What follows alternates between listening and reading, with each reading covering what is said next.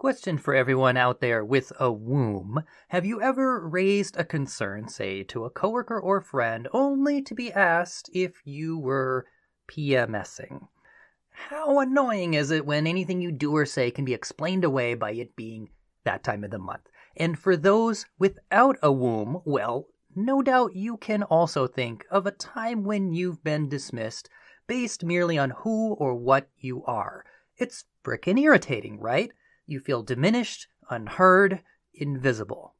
Okay, now imagine an entire world where virtually anything that 50% of the population says or does that defies the expectations of the other 50% can be similarly explained away based on gender.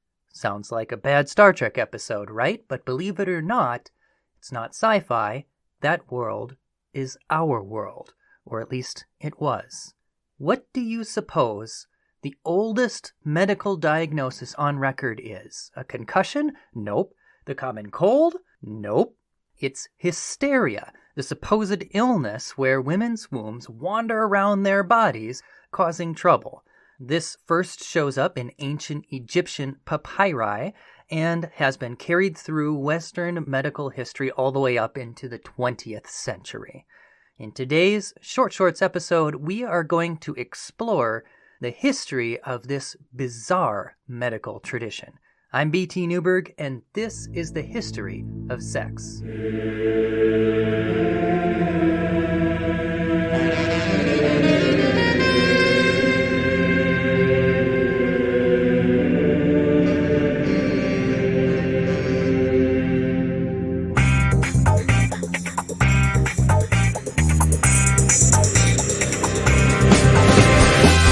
The History of Sex is sponsored by Dr. Gillian Kenny, historian of women, sex, and magic in medieval Europe.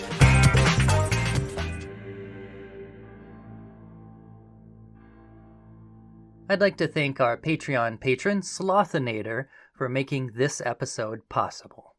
Before we get started, I want to let you know that, if you really want to dig your teeth into this bizarre history, there are lots of great books you can check out. Our sponsor, Audible, is offering our listeners a free audiobook with a 30-day trial membership. For example, you can dive into Hysteria by Phoebe Benny and Nick Minter, read by actress Alice Lowe. Hysteria presents tales of howling nuns, fainting schoolgirls, witches, wombs, online panics, and threats both imagined and real. Or, if you want a counter-narrative to the patriarchy, you can access Jenny Murray's A History of the World in 21 Women. Murray tells the stories of 21 women who refused to succumb to the established laws of society, whose lives embodied hope and change from Joan of Arc to Coco Chanel. You can find this and more on Audible, and if you do, let me know. We can have a little book club together. To download your free audiobook today, go to audibletrial.com/BT Newberg. Again, that's audibletrial.com/BTNEWBERG for your free audiobook. All right, let's start the show. Time for today's Short Shorts. Short!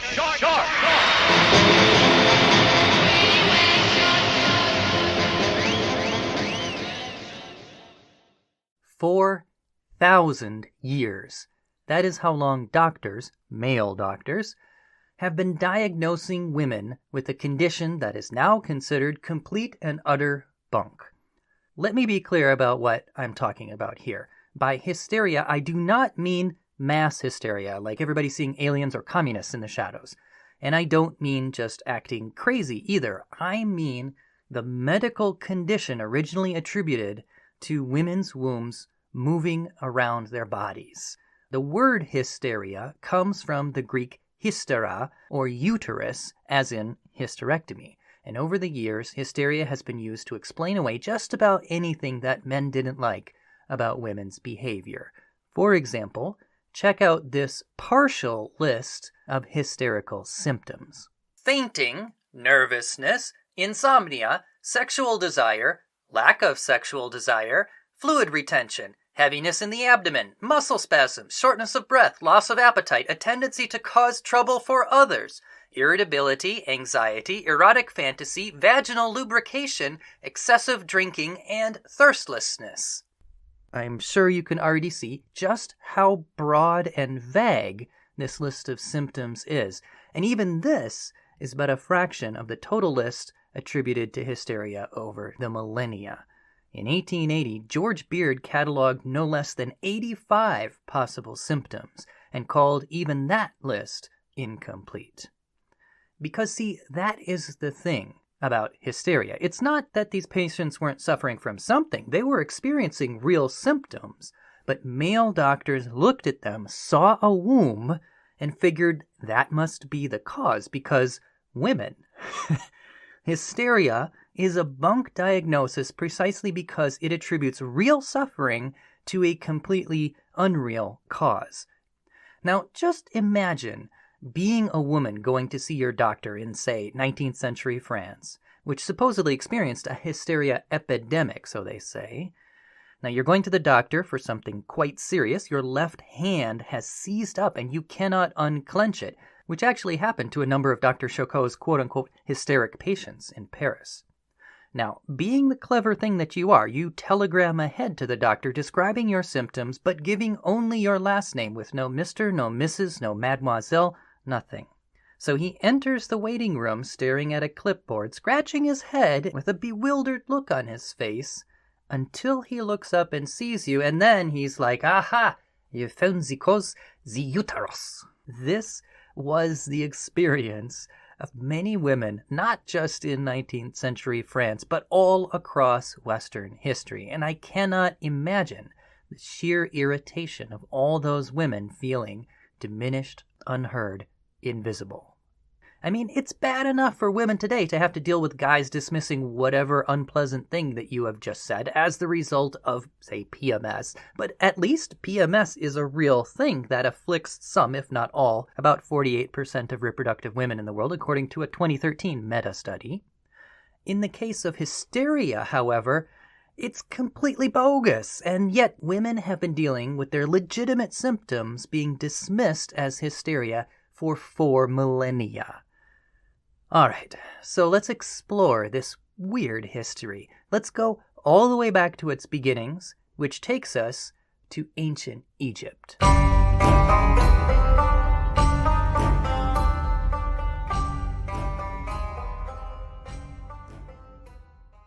The oldest known medical text in history is the Kahun Gynecological Papyrus from ancient Egypt, circa 1800 BCE, and it contains cases of women suffering from a variety of ailments, everything from sore limbs to toothaches, which are attributed in nearly every case to, quote, discharges of the womb, terrors of the womb, deprivation of the womb, and so on. Here is a particularly odd one from the text. Examination of a woman who is ill from her womb wandering. You should say of it, "What do you smell?" And if she tells you, "I smell roasting," you should say of it, "It is wrappings of the womb." You should treat it by fumigating her with whatever she smells as roast. Now, by fumigation, the text means wafting the lady bits with enticing scents. Now, sure, I can imagine why the scent of roast might be appealing. Who doesn't like barbecue? Apologies, vegetarians. But why would you wave that scent around down there? Well, the Egyptian text doesn't really give us their reasoning, so we don't know for sure. But at least by the time we get to the ancient Greeks, we are on much firmer ground. See, apparently the Greeks thought of the uterus as a semi-intelligent creature in its own right that can be corralled like a farm animal using appealing scents. And the Greeks have actually left us a fairly detailed account of their thought process behind this. Now, last time when we were talking about the history of the clitoris, we saw that among the Greeks there were 2 main schools of physicians, the Hippocratics and the Galenites, the former acknowledging the clitoris and the latter denying it. Now, in the matter of the wandering womb here, however, it seems that all the physicians were very much in uniform agreement that the womb is a wandering animal inside a woman's body. We have a neat little summary from the 2nd century CE author Aretaeus of Cappadocia, who is describing the view from ancient Greece much earlier. In the middle of the flanks of women lies the womb, of female viscous, closely resembling an animal, for it is moved of itself hither and thither in the flanks, also upwards in a direct line to below the cartilage of the thorax, and also obliquely to the right or to the left. Now it's doing the time warp. Either to the liver or spleen, and it likewise is subject to prolapses downwards, and in a word, it is altogether erratic.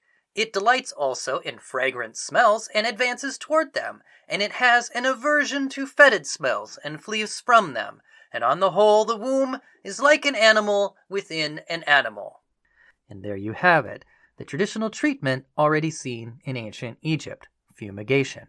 Now, notably mention is made not only of fragrant smells to be applied below, but also of fetid or repugnant smells, presumably to be applied above at the nostrils in order to repel the uterus down to its proper position. You could kind of use this carrot and stick method to supposedly corral this animal within an animal.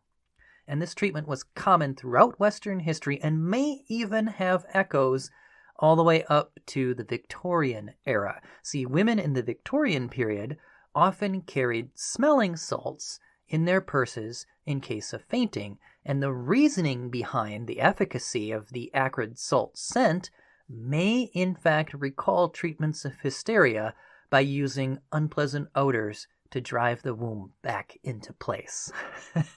Didn't think that when you were watching Downton Abbey, did you? Anyway, that was one treatment for hysteria. But there were others. Actually, the preferred remedy throughout most of Western history, believe it or not, was sex. And I should say, heterosexual sex. See, the Greeks thought the womb longed for procreation and grew ill without a vigorous sex life. Thus, often the prescription offered to a patient was simply, go get married. In fact, sex was so essential to female health that when ancient Greek men went off to war or wherever for a long time, they actually often gave their wives dildos made of wood, stone, or leather lubricated with olive oil to quote-unquote treat the condition themselves on their own. Sex, and specifically penetrative sex, was considered necessary for female health. Now just imagine the impact of that view for those who, say, loved other women, or for those who prefer not to have sex with anybody.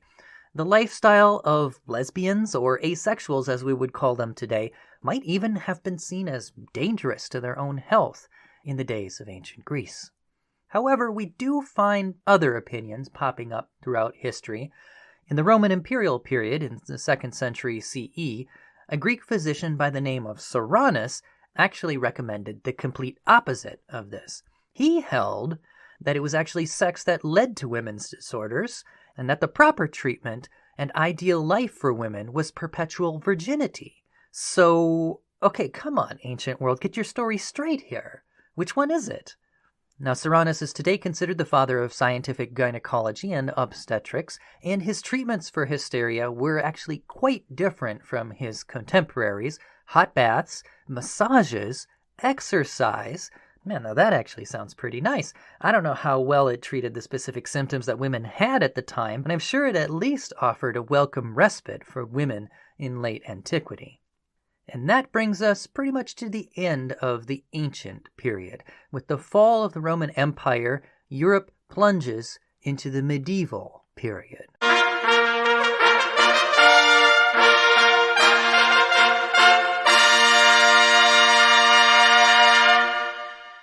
Much of the learning of the ancient world was lost when the Roman Empire disintegrated. Now, given what we just said, it may not sound like much of a loss. But actually, they didn't lose that particular part. Insofar as medical traditions were preserved in the Middle Ages, with regard to hysteria, we find that physicians mostly fell in line with what people believed in the ancient period. They followed in the footsteps of Hippocrates and Galen, and few actually took after the comparatively progressive views of Soranus, unfortunately. We do, however, in the medieval period encounter a surprising figure that's worth noting.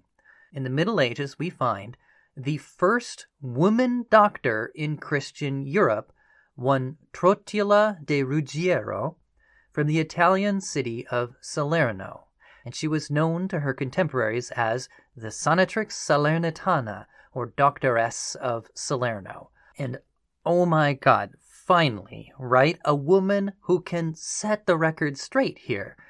Well, unfortunately, she pretty much follows in the Hippocratic tradition as well with regard to hysteria, seeing abstinence as a cause of hysteria and women's disorders. Now, I mean, mad props for just achieving the status of doctor as a lady in a time like that, but seriously?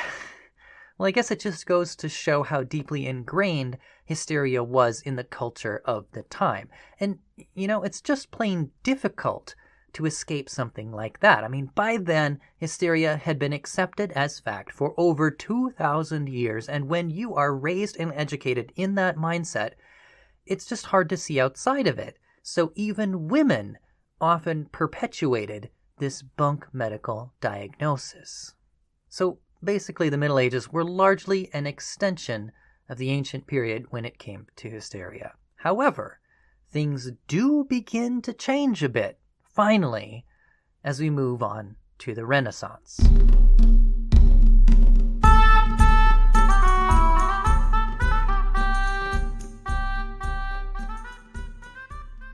Two things change in the Renaissance. First, this is when physicians finally begin to doubt that women's wombs actually move around the body. They didn't doubt hysteria itself. Oh no, that was still going strong. Just that it was caused by the uterus wandering around the body. With the arrival of Cartesian philosophy, from René Descartes, I think therefore I am, that guy, whose philosophy posited that the soul or mind was linked to the body, this philosophy stimulated the notion that hysteric symptoms might actually originate in the brain rather than in the supposed movements of the womb. And second, at roughly the same time, another development was occurring which was also quite stimulating after a fashion. And this occurred not among male philosophers, but among female midwives. Now, we get very little in the way of writing from midwives themselves, as women are, underrepresented in the literature, to say the least. So we pretty much have to go off scattered references from male doctors. But we do get, for example, 16th century physician and theologian Giovan Battista Codronchi saying that midwives of his day treated hysteria quite differently. As historian Cecilia Tasca relates, midwives took care of the hysterical women, introducing the fingers in their genital organs in order to stimulate orgasm. Yeah, that is quite different, isn't it? So, if Codronchi is to be believed here, and we have very little to suggest otherwise, well then it seems that midwives were actually manually stimulating their female patients to orgasm in order to relieve symptoms of hysteria. Well, yeah, I'm sure it did feel like a relief at the time. I mean, as we learned in our last episode, almost no one in the Renaissance period knew about the clitoris, and sex was seen as reproductive, with only male orgasm being relevant to that task. And so you can imagine how many frustrated women there must have been at that time in Europe. Orgasm would have been a total relief. It must have been profoundly therapeutic, not because it had any direct connection to hysteria symptoms, but because, of course you feel better after orgasm. So this treatment began to spread and was carried on between women. Now this leads us to the next chapter in our history of hysteria, because pretty soon male doctors caught on to what midwives were doing and realized that there was money to be had in that. We come now to the Enlightenment.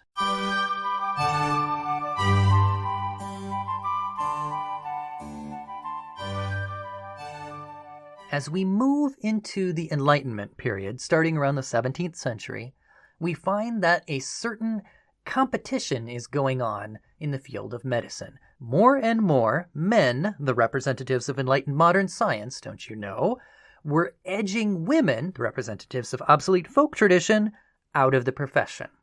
Historian Rachel Maines proposes that male doctors at this time started using their fingers too. And that does fit with the history of the clitoris, since it was quote-unquote discovered, actually rediscovered, around this time in Europe. So doctors might very well have actually been doing clitoral stimulation. Now, they didn't call the climax of their treatment orgasm, but rather they called it paroxysm, which certainly sounds to me like an attempt to lend respectability to their practice by distancing it from sex.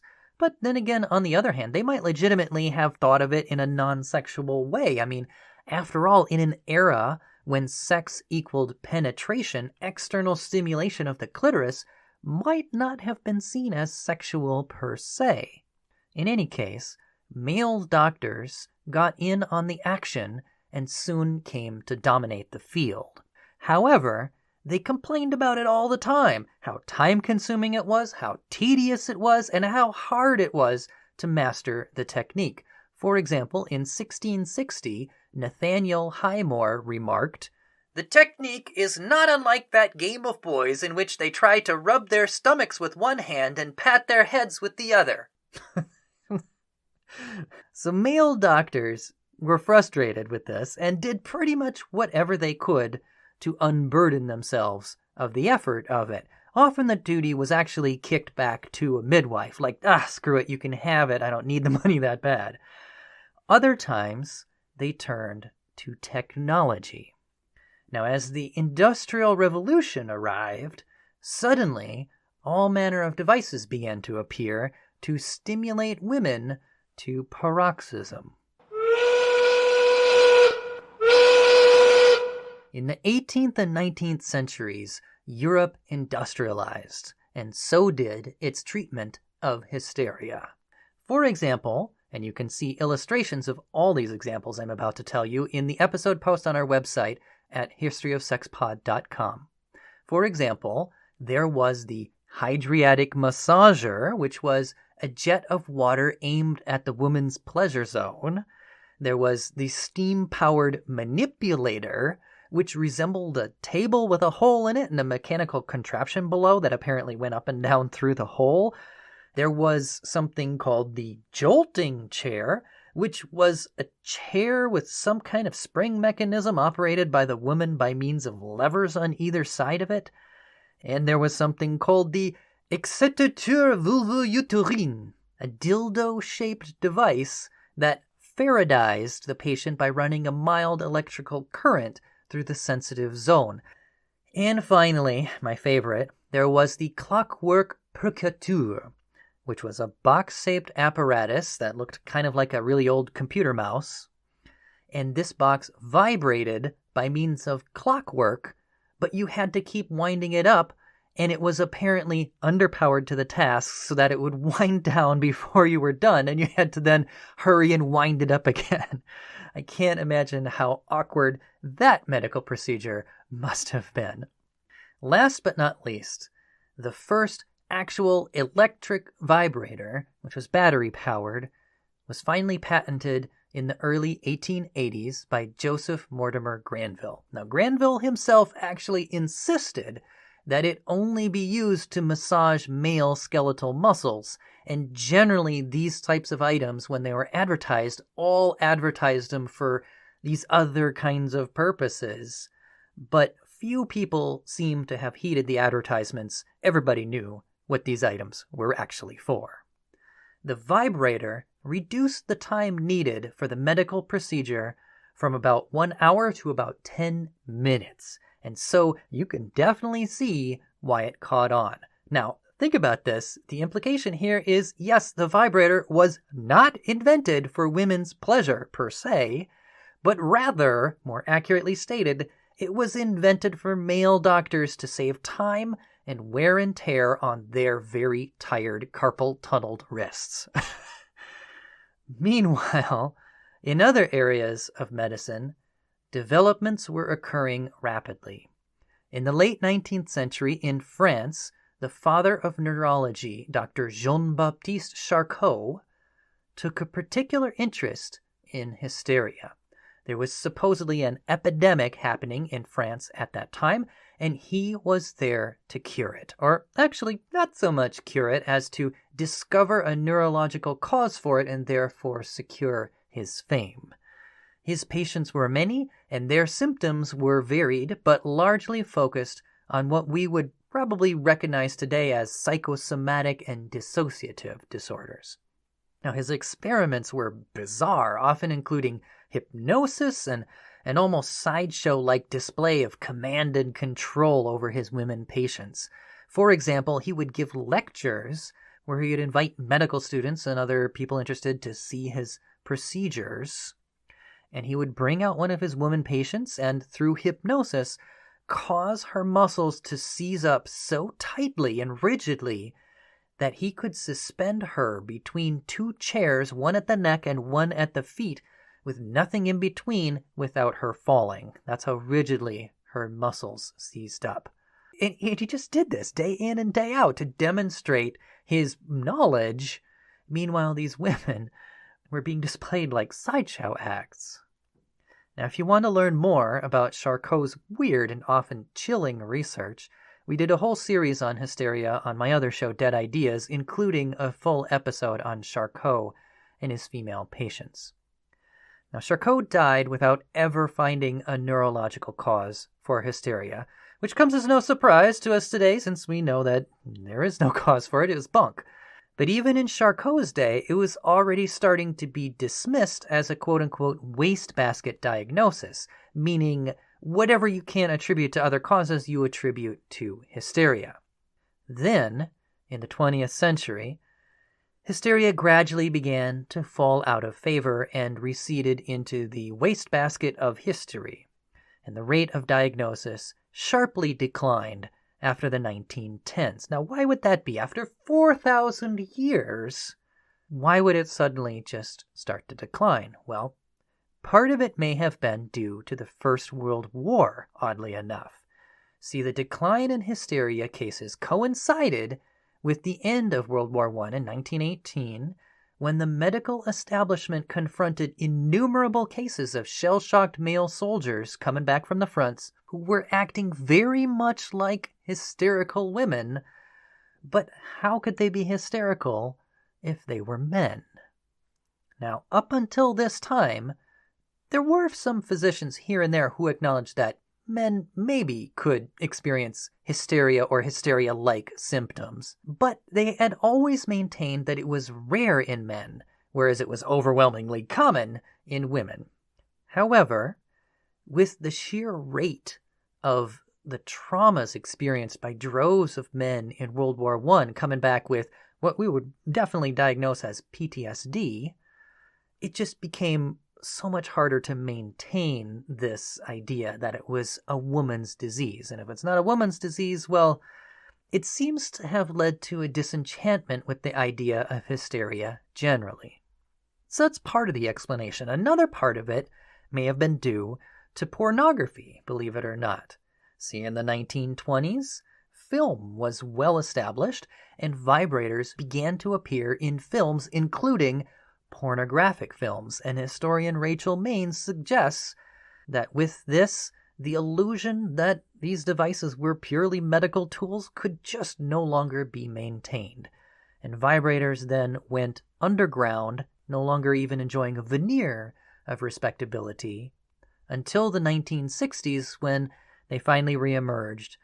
But by then, there were new attitudes towards sex, and vibrators were just openly marketed as straightforward sexual aids and not medical devices. So that's another reason why hysteria seems to have gone by the wayside. Meanwhile, at the same time, the symptoms that had previously been attributed to hysteria were reclassified as other more specific disorders, such as conversion disorder, anxiety disorder, PTSD, and things like that. And finally, the last nail in the coffin came when the American Psychiatric Association published the first DSM, or Diagnostic and Statistical Manual of Mental Disorders. That's the Bible that psychiatrists use even today to diagnose patients. When they published the first one in 1952, hysteria was not included. So officially, it was no longer a valid diagnosis. So it seems that the 4,000-year-old reign of hysteria is finally over. It went from a semi-intelligent animal wandering around the body and treated by sense and sex, to a female malady treated by stimulation to orgasm by midwives and then later by male doctors, and finally to a neurological disorder for which a neurological cause could not be found, and which resembled equivalent male symptoms so clearly that doctors conveniently chose to forget about it. Now, there are still a few kook articles here and there that you can find that make reference to it. I saw one as recently as 2017.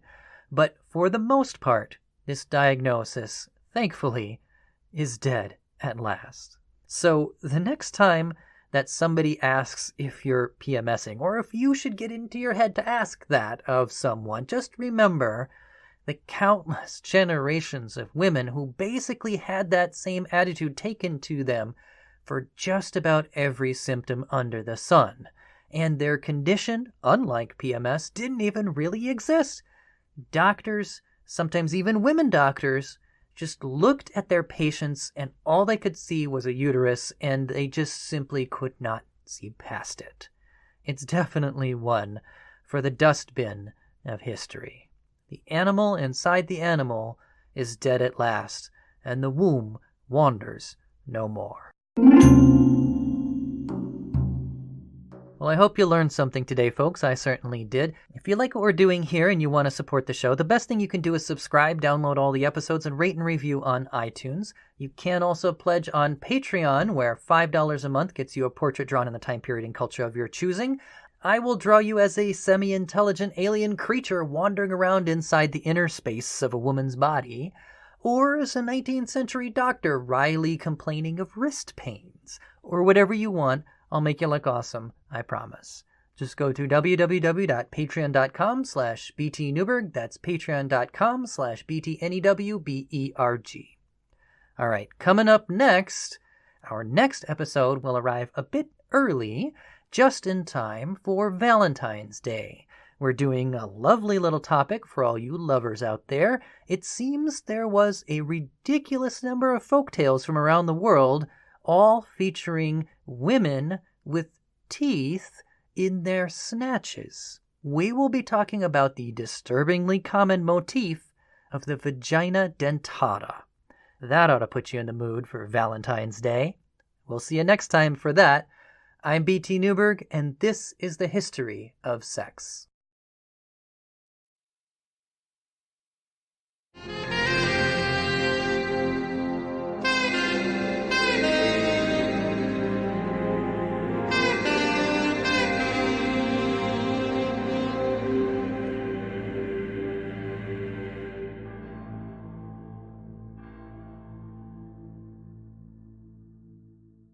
Podcast theme music mixed from tracks by Kevin MacLeod. For additional credits, references, photos, and more, see our website at www.historyofsexpod.com.